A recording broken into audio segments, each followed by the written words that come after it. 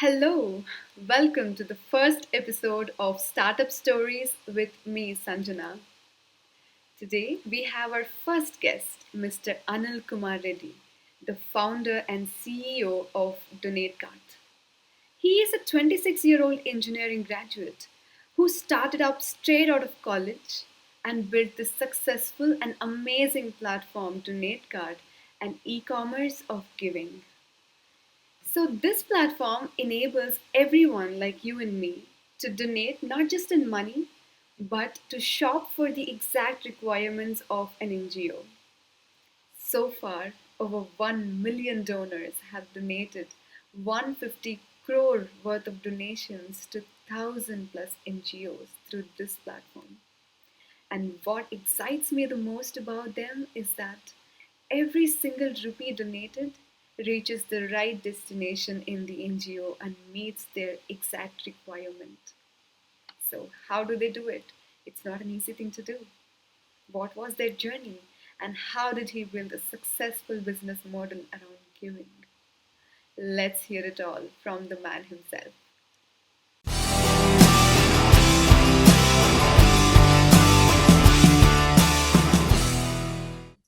Hello, Anil. Thank you so much for being the first guest on this show. Hey, hi, Sanjana. I'm glad to be here. Thanks for having me. And I can't wait to get started. And before I get into your journey and about the wonderful work you have done and so many other insights from you, let's talk about the project that got you into Forbes. Okay, so let's talk about Donate Card. How did it start? I don't know why you are looking at Forbes as a milestone, but so let's look at last year, right? Last year, what we were able to achieve, we could channelize around 100 crore worth of donations, no? For multiple NGOs, multiple social causes, right, on our platform. So that's the impact that I look at, right? So yeah, coming back to the story in 2015, right, when there was this massive floods in Chennai, Yeah. I happened to volunteer with a non-profit called Goonj. I learned so many things there. Yeah, so I have actually seen what exactly happens in a disaster, right? Uh, how people really come in and support. There are so many people who came in their own cars, right? In their own cars with a lot of material, right, in it from Bangalore, from Hyderabad to Chennai. No? They're just driving, right? They just drove and then they just came and then they're just distributing within a day and then they're leaving. So this is the kind of people I saw, right? They don't care about big branding. They don't care about some media covering them. So I've seen the real work happening on the ground, and the challenges there are huge. If you talk about the social sector in India, right, the challenges there are huge. We picked up one problem, which is around bringing transparency in giving, right? So yeah, we have a different approach towards giving. We focus on material contributions, right, directly to NGOs, so that donors are at least aware on what is happening to the money at the first go itself, right? So it's not like you'll wait for long to get reports around the impact. Yeah, so those are the kind of innovations we did. So yeah, that's the journey, if you ask me. Yeah. Awesome. So, how exactly are you solving the transparency and how does it function, Donate Card? And how does it make a difference to the givers? We work with a lot of incredible organizations, right, who are doing such an incredible job, Yes. and people would be happy to support, right, if you are able to bring that transparency. How do we do it? As I said, right, we talk about these incredible organizations, incredible people behind these organizations, right? We show people exactly what is happening in the organization, and that's how NGOs get on board on our platform. So for a user, for a donor, we are giving them a wide variety of causes that they can support, not any point of time. So how will it build transparency? Is, of course, as I said, we will be really giving them in depth updates on what is happening with these NGOs. they put up updates on the platform. Yes, we try really hard, right, for organizations to be open about what they are doing with the contribution. So, and we really have an internal system where we rate some of these things, right, and that's how we push some of these organizations also, right. Mhm. So you can very well expect that we have done a lot of checks and balances before doing it, and that's how we bring in transparency, right, and you get to see it mostly within a month or within 2 months, right. You Mm. would get some photographs. You can actually visit these NGOs also, right. We really encourage people to go visit them and share that update with everyone on the platform. So that's how we are doing this. Very interesting. And as I see it, it's not so easy to get the NGOs to be active on the app and to post about them. And also, it's not very easy to build credibility around this when you just start up. So, how did you go about it? How did you build the credibility that Donate Card has today? For NGOs, you have to look at it in a way that we bring in credibility also for them, right? True, Because they, of course, are doing a great work on the ground, but for them, we really become a platform to reach out to a wider audience also. true. And to their own audience, in a way, think about it, right, from a donor point of view. You are asking me to give specific items, right, and you can just actually pay money online for those items, and we send you photographs of those items. So it's a very interesting value proposition, if you want to call it Of course, that it is. way. For Yeah. people, they are very excited to support that NGO. To If they are asking them through donate card, because they're asking for the material, right? And we have put in this checks and balances of doing it. Mm. So yeah, that's the beauty of this platform, right? It's a win-win for everyone who is coming in, and as an organization, we want to support thousands of NGOs, right? That's our mission. We want to support all the organizations that are possible, but we need to be realistic about the approach. We need to be realistic about your resource allocation, right. And as we are a startup, we have a different approach. It might be wrong also, right, in the long run, but yeah, that's how we look at things, right. I hope it's all right. Yeah. So, let's talk about the journey of Donate Card. Like, right after school, I mean, college, you have started this off, right? Immediately Yeah, after yeah, college. college we have started, yeah. And you come with no experience and no MBA. So, has it never been a handicap? And how did you, like, okay, you're laughing at it. Okay, let's hear more about it from you. So you just asked because you told me that you'll ask this. So see, think about it. I prepared for CAT, okay? So I did prepare for CAT Okay. in my college. For me, luckily, I got placed very early in campus, Mhm. right? I got a job within 1 or 2 months, right, in my final year. So I got a lot of time there to maybe introspect or to really think differently, right? And I was at the right environment also, no, at that time. Yeah. So I was in NIT Nagpur. We had a very strong alumni network in the campus who were able to bring some of the best entrepreneurs to teach us how to build companies, Wow. right? So I had a year long course on entrepreneurship itself. So Mhm. anyway, I did an MBA with this. I consider that also as an MBA, right? For me. Makes sense. Uh, yeah, so I could do this within college itself. It's a very hands-on thing. Also, I worked on one more startup idea in my final year itself, right, Mhm. in my eighth semester. That actually failed. So Donate Okay. Card is actually my second startup now, if you Mhm. look at it that way. We have seen bits and pieces within our campus itself, right? We also used to visit many NGOs. Whenever we go there, they used to ask us not to give money, but Yeah. they say, give us some construction items, right? Give some material for kids. Yes. So we have seen that and obviously realized that maybe this is a great problem to work on. Yeah, we found a good business model around it. We got a great team together, right? So yeah, early on, I got in my brother to work as a techie, right? Okay. For Donate Card. Yeah, so we got a junior within our campus only to work on the tech. So almost started with very less capital. In fact, it started with the capital of my mom, who gave 1 lakh rupees. Oh, So yeah, so that's the beginning, right? We had, so we didn't invest much of a money as such, because we didn't have much of a money to invest, but we have invested our time, our efforts into this, and so glad that we have reached a stage where we are creating huge impact, right, on a daily basis. And yeah, so hope we continue to do it. I hope too.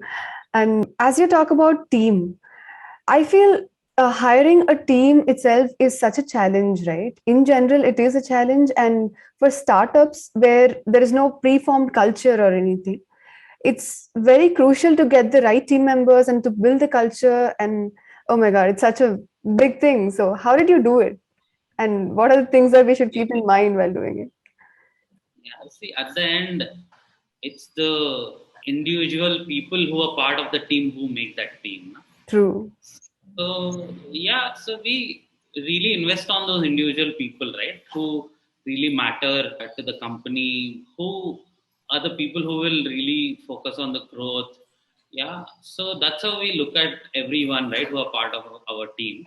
We initially hired a lot of generalists, right? Who can do multiple things also. So, or who have, maybe we have hired them for something, but they ended up doing something else, right, within the organization. Yeah. So yeah, that's how we think about people, right? We always try to empower them within the organization. So we look at these things. Do you really think that this person will do something great within the next 4 to 5 years, right? They have that conviction to do that. Yeah, so because at the end, that's the goal, right, you're after. So you look at whether they have that conviction to be part of it, and they have that hunger also, right, to do something. Whoever can do that can work in a startup, right? And we are very upfront about the expectations from the company. So, if I understand it right, you're saying that you set the expectations right so that there's a match with the kind of person you're getting for each role. That's one thing you do. And the other is you look at a hustler, somebody who has the potential to do much more. Is that what you said? Yeah, as I said, right? I mean, we believe that whatever that you have studied, or whether you've done an MBA, or all of those, doesn't really matter, right? Whether they're really motivated to work with you, because that is important. It's not important for you as a company; it's important for them also, right? Yeah. They have so many amazing opportunities, so you need to be realistic to them. Hey, I mean, you're coming in something like this.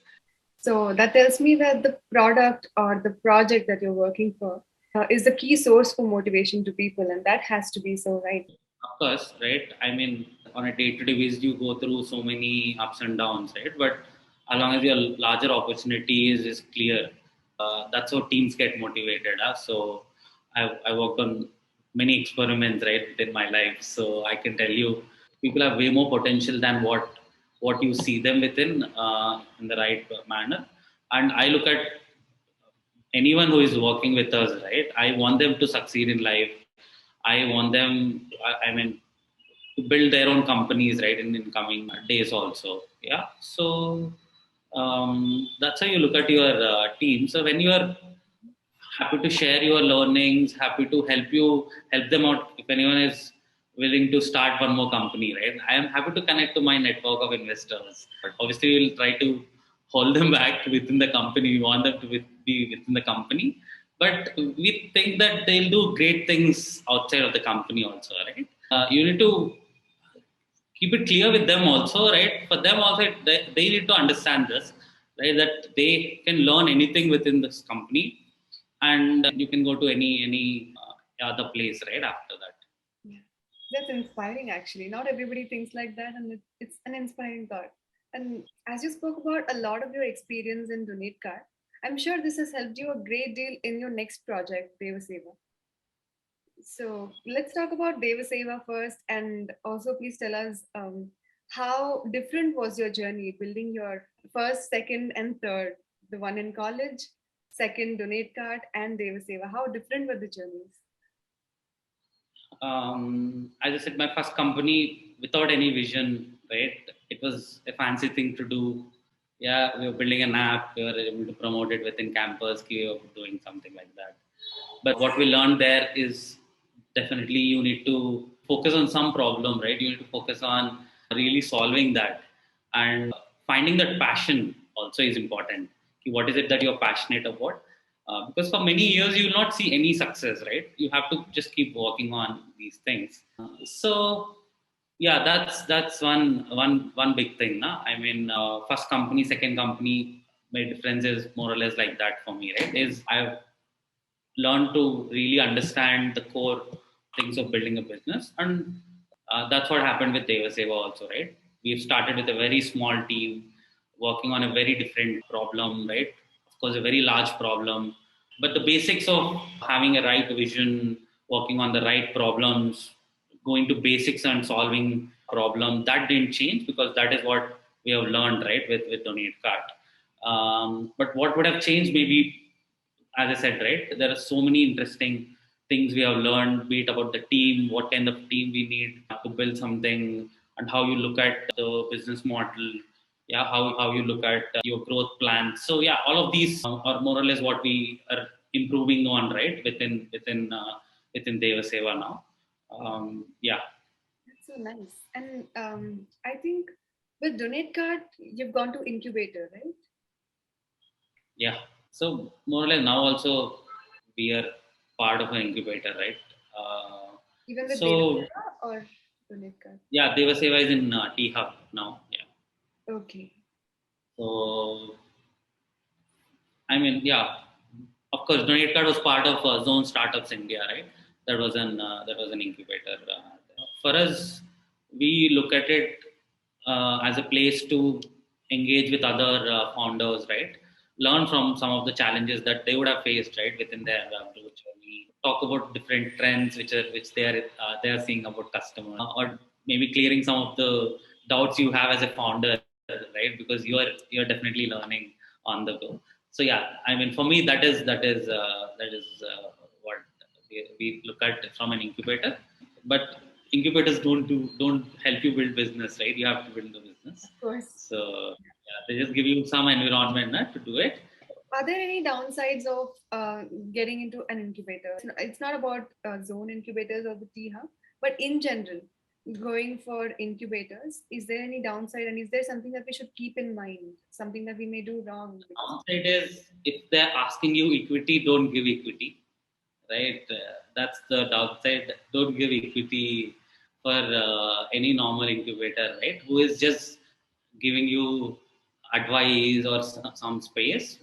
You're of course way more worth than what you think you are. So don't just give away equity just like that. That's one big suggestion to founders. Very well said. And this is something everybody should keep in mind about giving up equity in the starting stage of the startup. So, Yeah.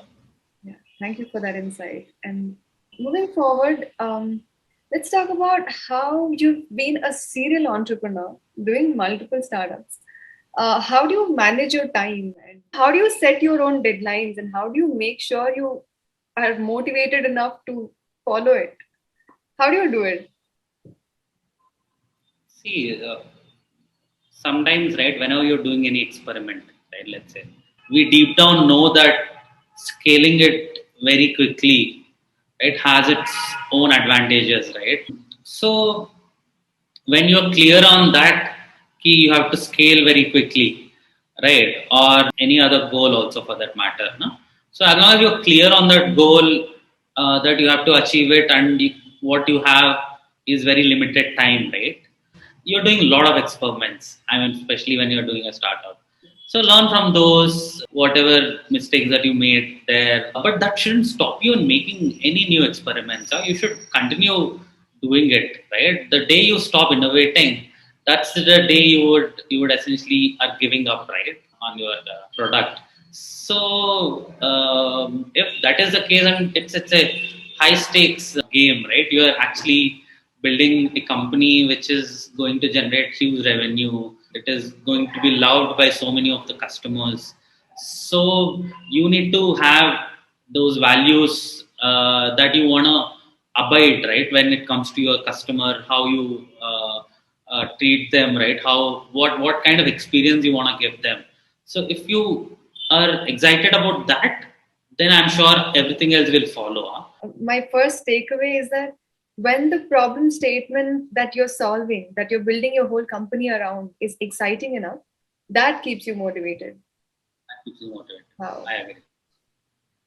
And as you said, keeping ourselves updated about what all the other companies are doing. And this brings me to the next question, that how do you keep yourself updated, and how do you make sure you gain the skills that you have right now, which is required to excel in this journey? See, I really try to look at platforms, right? Any platform for that matter, and try to understand what extremes that someone is taking that platform, right? So let's say YouTube, right? To what extremes in the level of human rights, to what extremes in the level of the freedom of speech, right? So I really go to the extremes of these, and then I try to watch those, right? And I of course look at all companies, all the new innovations that are happening, right, in different places, and learn from other countries also, right, not just India. So I've been to China, I've been to US. So yeah, so many things that I can learn from there.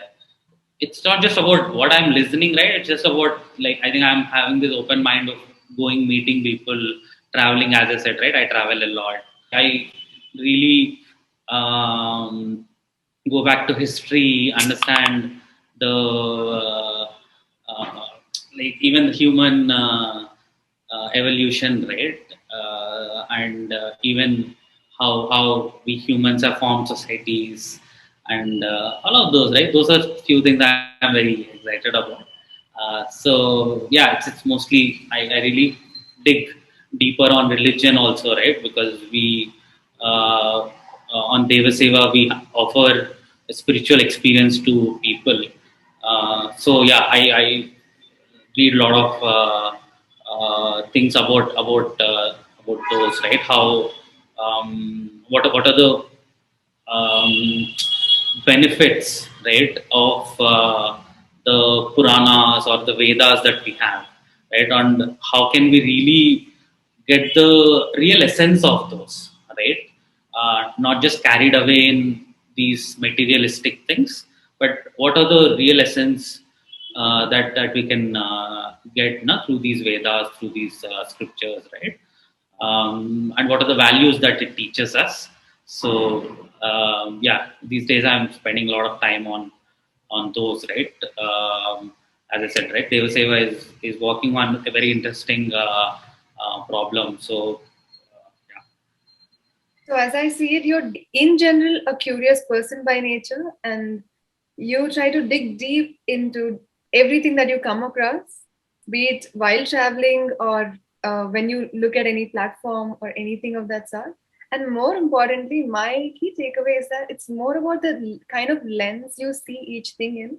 Because when we see YouTube, we don't really think about human rights and the kind of extremes that you spoke about. That's not something that comes in our head.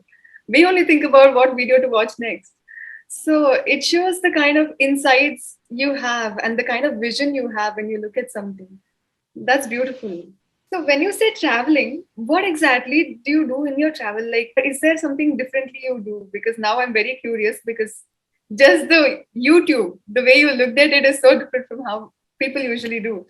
So when you say traveling, what exactly traveling, do you do?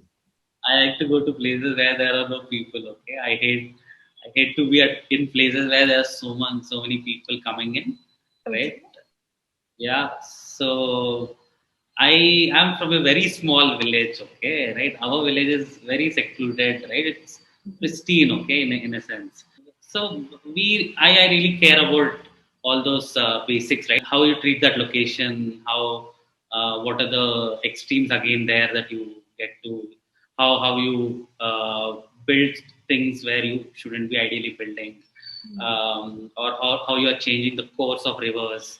Yeah, so I mean that's what I look at whenever I go to any place, right? What do I do there? Of course, eat a lot of food, right? So, so try out different kinds of food, um, and I try to even experience things, right, which you would otherwise not do. Right? So that's why I go and maybe always talk about business with many people, right? Business of, let's say I'm staying in some homestay. I talk to them on what are their expenses, right? How are they dealing with things? What are the seasons in which they get most of the people? Yeah, so what are the other income sources that they have? So yeah, this is what I do, right? I talk to people on those things rather than just trying to worry about the limitations you have. So we have to embrace, right? That's the life you're living. I mean, which everyone would not get the chance also, if even traveling for that matter. So you need to really appreciate that, right? In a way. Amazing. I think from the next time, whenever I go on a tour or something, I'm going to remember your words and do different things this time. I always try to ask the right. I mean, at least I think that I ask the right questions, right? Even when I'm listening to something, right? I always try to ask the right questions there also. Okay, what is it really it is talking about? Na? Having an open mind again, right? So Having an open mind and asking the right questions. yeah, yeah. That gives a kind of a summary of the kind of lens that you look with. So that's a good takeaway for me personally. So moving forward, what are the key skills that you have gained in this journey of three startups? One, building a good team, right? Creating a great team on any product that you're working on, right? That's important. Then sticking to the right values. So that's hard, right? In these days, especially of building any business. So yeah, that's something that I've learned how you can do it, right? Even if you're growing large also as a company, how you can inculcate it in the team, right? What are those things that you can do, right? That will make sure that whatever values or whatever principles that you as a founder have, right? How can you inculcate those in the team? No? So that's for me. That's also a great learning. Then how to really look at things in a long-term perspective, right? So to sum it, the top three skills that you have picked up is team building, which is very important, and having a long-term vision when starting up something. And the third thing is to stick to the values. And in this world where it is very hard, how to not compromise and how to do it right, and also instill the same in your team. Wow. Definitely, yeah, yes. And with this, let's get into rapid fire round. So the first question in rapid fire: are you a morning person or a night person? I'm a morning person, no? So I wake up very early in the morning. Yeah. And your first task in the morning? Mostly I go to the balcony, right, and then just spend some time in the balcony. Yeah, looking at plants in the balcony. Yeah, that's all. Your favorite pastime activity? I like doing really different things, right? Cycling is one, badminton, gardening, as I said. Those are also. Nice. Who inspires you? Um, so many inspirations in life. People like Baba Amte, so he is a well-known social worker. People like Jittu Krishnamurthy, right? I spoke about so Jittu Krishnamurthy. Um, yeah, so these are some people I I, I mean I am very inspired of. Yeah. When is the right time to start a startup? When should you start up? You should start up when you clearly see there is a need for it and you actually can provide a solution for it which has some innate ability to scale. Maybe either you're using technology or you have some very unique approach to it, which is maybe helping you reduce the cost, which will help you reduce your cost of acquisition of a user, right? Which will help you have some advantage, right, than others. So any time is a good time to start up as long as you're clear on these things, right?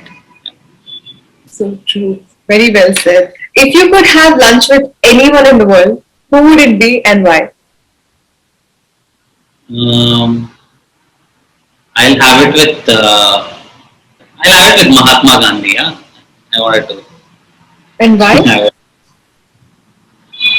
You see the country that we are today, right? And a lot of the values that we still stand for, right? I think we got it from him, right? Because of his the approach also, right, of non-violence and all of this. Yeah. Amazing. What are the three top most important skills for entrepreneur? Mm, One, having a big vision, right, for yourself and for the company. Um, then second,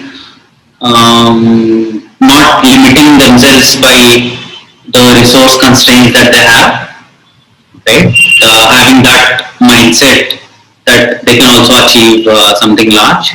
Um, and third is actually working towards it, right? Like doing the right things to do it. What is the most important thing for a success of a startup? It's the right team, right? I think the right team and the right culture is utmost important. Yeah. If you had the money to buy any company in this world, which one would it be and why? I would buy all the Tata companies, huh? So because of what they stand for, right? I think they stand for India. They stand for the kind of impact that they create through their companies also and otherwise also, right? I mean, where they really give you the purpose of building any company. One key takeaway for every aspiring entrepreneur. Be open to the regulatory framework, right, of the space that you're working on, right? Always dig deep on, always try to forecast also, right, on how a regulator would think about your business 3 years from now or 5 years from now. Right, have that foresight on not just on the business but also on the regulation. Most important factor in your success. Mm, it's being at the right time, right? And then being at the right time, picking up the right problem to work on. Timing that has worked out for me. Nice. So this ends our rapid fire, but I have some more questions for you. What are the next three skills that you wish to hone or to cultivate? Um, One, I don't want to get scared of things. Yeah, I mean, second, maybe I would want to learn more on the storytelling, right? How we can tell stories in a better manner.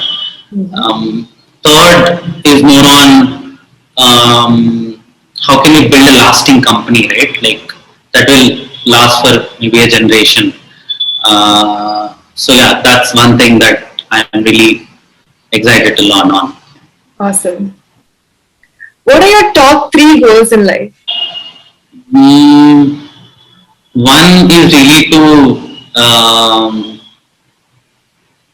learn as much as I can, right, in this life, and two is to really spread it among others also, right?